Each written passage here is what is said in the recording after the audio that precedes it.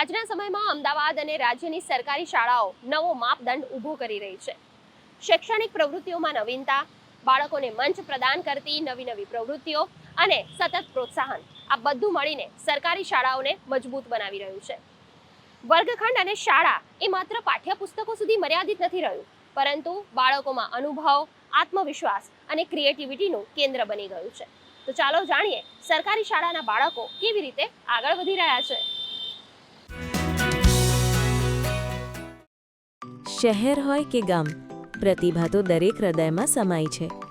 વર્ષો સુધી ગુજરાતની જાહેર શાળાના બાળકોને મળતા ઓછા અવસરો હવે બદલાઈ રહ્યા છે.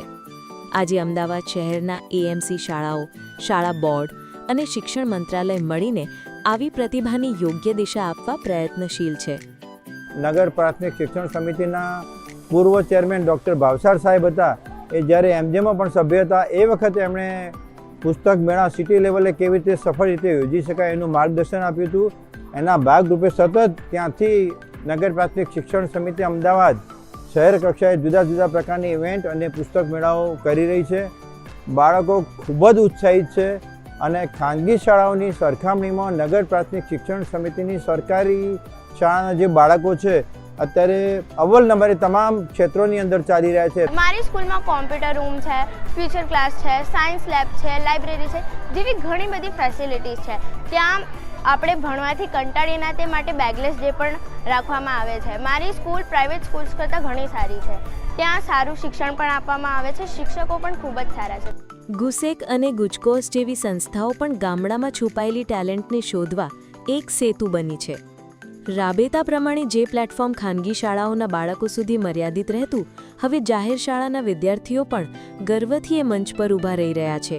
जो गुजरात का रूरल, ट्राइबल एंड जो गवर्नमेंट स्कूल के जो टैलेंटेड स्टूडेंट्स हैं, जो रूरल टैलेंट जो बताया जाता है, तो जिनके लिए थोड़ा सा इतना मेन स्ट्रीम को आने के लिए थोड़ा प्रॉब्लम होते हैं, तो इनको मेन स्ट्रीम के साथ एंड इनका जो ड्रीम को एक अच्छा उड़ान भरने के लिए हम लोग स्पेस एप्लीकेशन सेंटर इसरो के सहयोग में एक 9 दिन का रेसिडेंशियल प्रोग्राम किया हुआ है. इसमें 100 जैसे स्टूडेंट 33 डिस्ट्रिक्ट में चुनाव होकर के सिलेक्ट होकर के इनके टीचर के साथ ये रेसिडेंशियल ट्रेनिंग दे रहे हैं.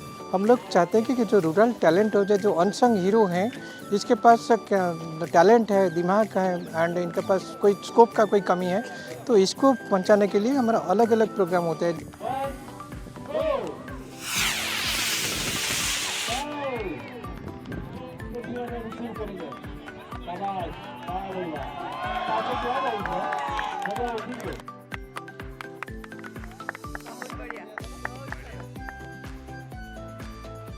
અત્યાર સુધી જે ચંદ્રયાન 3, ચંદ્રયાન 2, ચંદ્રયાન 1 એ લોન્ચ થયા છે તે બધા લાઈવ જોયા છે, મતલબ કે ટીવી, ફોન એ રીતે જ જોયા છે.